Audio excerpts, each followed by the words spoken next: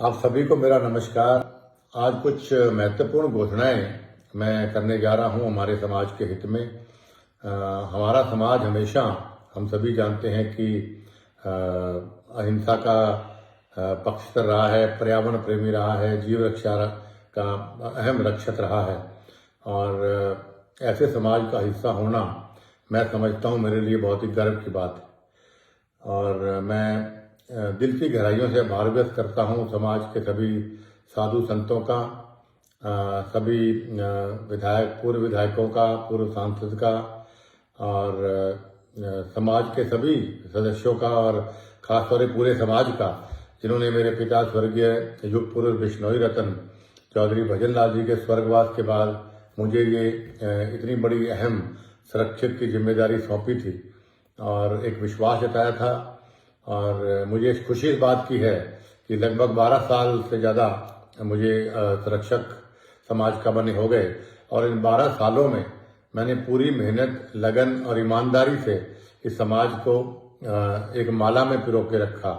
जो समाज हमारे पूर्वज, खास तौर पे जैसा युग पुरुष चौधरी भजन लाल जी, स्वर्गीय लोह पुरुष राम सिंह जी, स्वर्गीय महान नेता श्री रामनारायण जी, और महान नेता स्वर्गीय श्री पूनम चंद जी जैसे महान शख्सियतों ने और साधु संतों ने समाज को बहुत मेहनत से, बहुत लगन से इस समाज को एक माला में पिरो के रखा। तो मेरा भी वही प्रयास रहा कि इस समाज को न केवल माला में पिरो के रखें, बल्कि एकजुट रखते हुए इसको और बुलंदियों तक लेके जाए।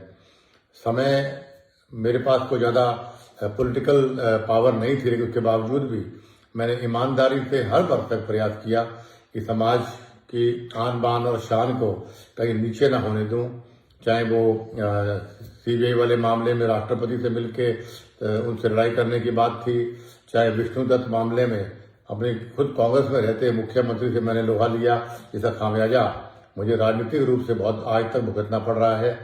चाहे दिल्ली धर्मशाला में पिताजी का साथ देकर उसको बनवाने की बात हो, चाहे हरिद्वार धर्मशाला की बात हो, चाहे गुड़गांव धर्मशाला की बात हो, चाहे पंचकुला धर्मशाला की बात हो, चाहे अभी जयपुर की धर्मशाला की बात हो, चाहे फिर कुछ हमारे साथियों को राजनीतिक रूप से चाहे टिकट दिलाने या मजबूती देने की बात थी, या हमारे राजस्थान, हरियाणा कहीं के भी समाज के नौजवानों को सरकारी या गैर सरकारी रोजगार दिलवाने की बात थी, या सरकार के और किसी काम में बढ़ चढ़ कर मंदिरों के निर्माण की बात हो, जहाँ भी मेरी जरूरत पड़ी समाज को इन 12 सालों में मैंने मन से, ईमानदारी से मेहनत की। और मुझे गर्व है इस बात का कि मैं कामयाब भी रहा। और खास तौर पर अभी कुछ साथियों ने पीछे एक वहम डाला कि भाई समाज का चंदा काफ़ी लोग इसको मिसयूज करते हैं। तो हमने लगभग 3 साल पहले इसका ऑनलाइन काम शुरू मेरे कहने पर किया गया, जो आज भी ऑनलाइन है। कितना खर्चा आया, कितना लगा, और उससे पहले भी लगभग 15 या 17 साल से, मेरे बनने से पहले तक की मैंने ऑडिट प्रधानों का कहा था कई जगह ऑडिट करवाइए ताकि साथ रहे। और आगे भी जो कमेटियां बने उनसे मेरी प्रार्थना है कि आप भी अभी से लेके पीछे तक की 15 साल, 20 साल, 25 साल तक के सारा आय और व्यय आप इसको ऑडिट अलग अलग सीए से, अलग अलग कंपनियों से करवाइए, और उसको ऑनलाइन डालिए जरूर, ताकि लोगों को पता लगे कि समाज का पैसा दुरुपयोग हुआ कि नहीं हुआ, किसने लिया, किसने नहीं लिया। और मैं दावे से कहता हूं कि भाई, और फख्र से कहता हूं कि हमने समाज को अपने ओर से जो भी हम दे पाए, छोटा मोटा सहयोग, वो हमने दिया। कभी समाज के पैसे का हमने एक कप चाय भी नहीं पी। मेरा दावा है, पिताजी का फोटो सामने को हाजिर हाजिर जान के मैं कहता हूँ। और जो आज घोषणा हमने कल करी थी, उसमें पहली घोषणा जो हमने करी थी वो हमने चुनाव डिक्लेयर की करी थी, क्योंकि बहुत लंबी मांग चुनाव करवाने की लोगों की रही कि चुनाव होने चाहिए। और मैं भी लोकतंत्र में विश्वास करता हूं, और मैं नौजवान साथियों को खास तौर पर बताना चाहता हूं, जब से हमारा समाज बना, जहां तक मुझे नॉलेज है, इस समाज में कभी भी चुनाव नहीं हुए। और एक बार मुकाम में बैठा था तो स्वर्गीय चौधरी भजन लाल जी, राम सिंह जी और रामनारायण जी कुछ साथी बैठे हुए थे हमारे साथ। तो उस दिन मैंने पिताजी से पूछ लिया, सबसे पूछ लिया कि भाई क्या कारण है कि हम चुनाव नहीं करवाते समाज में। तो एक मत होकर सबने ये बात बोली कि जो समाज अगर सर्वसम्मति से कोई फैसला करता है, उससे बढ़िया कोई फैसला नहीं हो सकता कि एकजुटता रहती है समाज के अंदर। इसलिए जिस दिन एकजुटता नहीं रहेगी उस दिन चुनाव कराएंगे, ताकि सर्वसम्मति नहीं बनेगी, चुनाव होने चाहिए। तो सर्वसम्मति बनती आई, लेकिन फिर भी पिताजी के स्वर्गवास के बाद और उनके बाद लोगों की मांग पर 2014 या 15 में, मुझे ईयर याद नहीं है, हमने चुनाव करवाए पूरे लोकतांत्रिक तरीके से। और उसके बाद मैंने जब सारे इलेक्टेड मेंबर्स ने कहा कि हम आपसे मिलना चाहते थे, मेरे घर पे मैंने उनको मिलवाया। उस दिन काफी बारिश भी हो गई थी, तो उस दिन मैंने देखा कई धड़े बनने शुरू हो गए कि भाई प्रधान मेरा आदमी बनने, ऐसे बने वैसे बने। जब मैं अलग अलग बुला के बात करा था उस टाइम पे मैंने ये महसूस किया। तो फिर मैंने सब लोगों से जब चर्चा की, मेन प्रतिबद्ध लोगों से, तब उन्होंने कहा कि भाई फैसला इस तरह झगड़ा करेंगे समाज में बहुत धड़े बन जाएंगे और आपसी फूट समाज के लिए शुभ नहीं। तो उन्होंने मेरे ऊपर छोड़ा। तो उस वक्त मैंने फिर हीरा राम जी को, उस वक्त अध्यक्ष, सभी की राय लेके मनोज से काफी लोगों से मैंने पूछा कि भाई किसको देखा। सबने कहा ये ठीक है, ये नाम हमने कुछ रखे। तो हीरा राम भवाल जी सबसे अच्छे ईमानदार व्यक्ति थे, उनका नाम सबने कहा, तो उसको हमने अनाउंस किया। और उसके बाद कोविड आ गया, तो कोविड 1, कोविड 2 आया, तो ये इलेक्शन आगे जाता रहा। तो अभी हमने फिर कल सुबह चुनाव की घोषणा की, और इस चुनाव में हम समझते हैं पूरी पारदर्शिता हो, इसके लिए हमने हमारे पीठेश्वर स्वामी रामानंद जी की चेयरमैनी में एक कमेटी बनाई है 29 मेंबरों की, जिसमें स्वामी रामानंद जी हमारे अध्यक्ष रहेंगे। चुनाव करवाएं, उनकी देखरेख में चुनाव होगा। और उनके साथ अखिल भारतीय बिश्नोई महासभा के हमारे राष्ट्रीय अध्यक्ष जो परसराम जी हैं, वो उनके साथ वाइस चेयरमैन होंगे। साथ में 27 मेंबर्स होंगे। और श्री एस.के. बिश्नोई जी जो बहुत ही प्रसिद्ध समाज सेवी भी हैं, लॉयर भी हैं हमारे समाज के, लीगल ओपिनियन के लिए उनको सबसे राय लेकर हमने नियुक्त किया।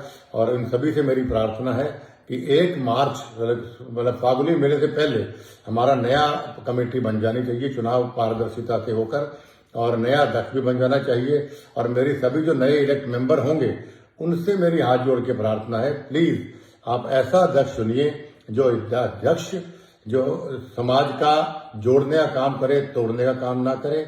जो अध्यक्ष 29 नियमों को अपना सम्मान करता हो, जिसके लिए समाज सर्वप्रिय हो स्वार्थ से ज्यादा, ऐसा अध्यक्ष आपको चुनना चाहिए। जो नशा ना करता हो, जो अध्यक्ष माँ और बेटियों को अच्छी तरह से देखता हो और ईमानदार अध्यक्ष हो, उस आदमी को आप अध्यक्ष चुनिएगा। हमारे समाज के भविष्य और बच्चों के भविष्य का सवाल, ये मेरी पहली प्रार्थना भी है, पहली घोषणा भी हमने कल इस बात की हमने करी थी कि भाई हम चुनाव डिक्लेयर करते हैं। आज से चुनाव की प्रतिक्रिया शुरू, सारा का सारा पावर स्वामी रामानंद जी के पास है। स्वामी रामानंद जी की देखरेख में सारा चुनाव होगा। उनसे प्रार्थना जल्दी से मीटिंग बुलाकर वो अपने आगे चुनाव की प्रतिक्रिया वो शुरू कर दें।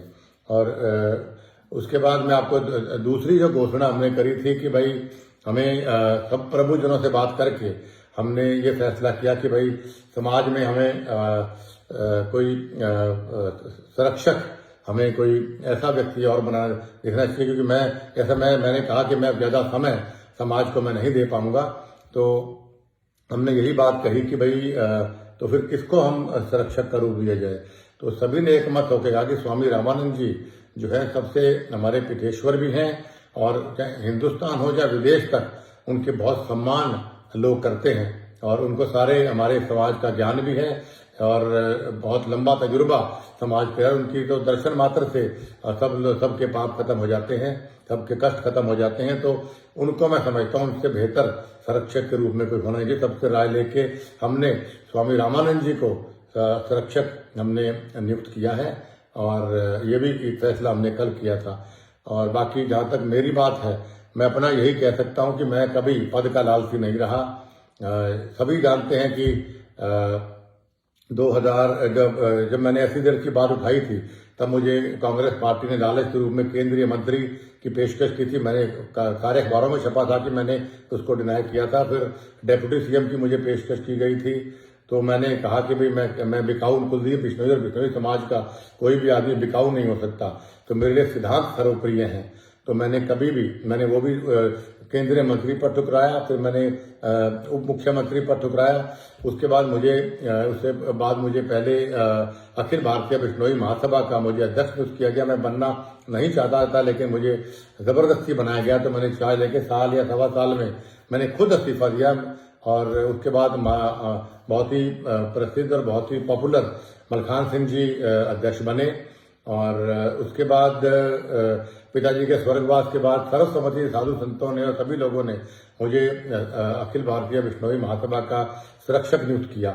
तो मैंने तुरंत प्रभाव से अपना इस्तीफा भेजा। रिकॉर्ड की बात है, उस वक्त की कार्यकारिणी से पूछा जा सकता है। मैं लिखित में कहा कि मैं संरक्षक नहीं बनना चाहता हूं, मैं ऐसे पद पे नहीं बैठना चाहता जहां चौधरी भजन लाल जी जैसे महान विभूति बैठे हों।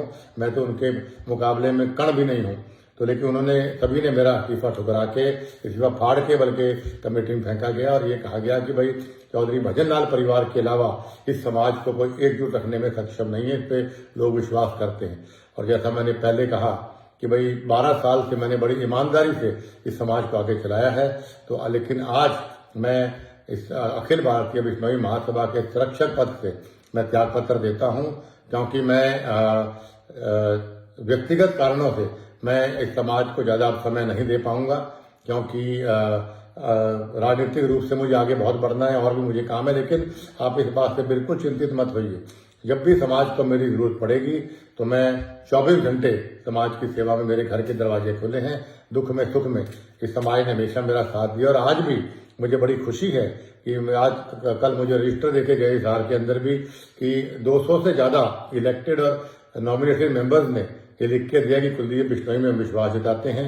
और जो हमारी कमेटी है 21 मेंबर की, एक का हमारे स्वर्गवास हो गया, उनमें से 20 में से 14 लोगों ने भी ये आस्था जताई, विश्वास जताया कि भाई कुलदीप बिश्नोई हमारे संरक्षक है और रहेंगे।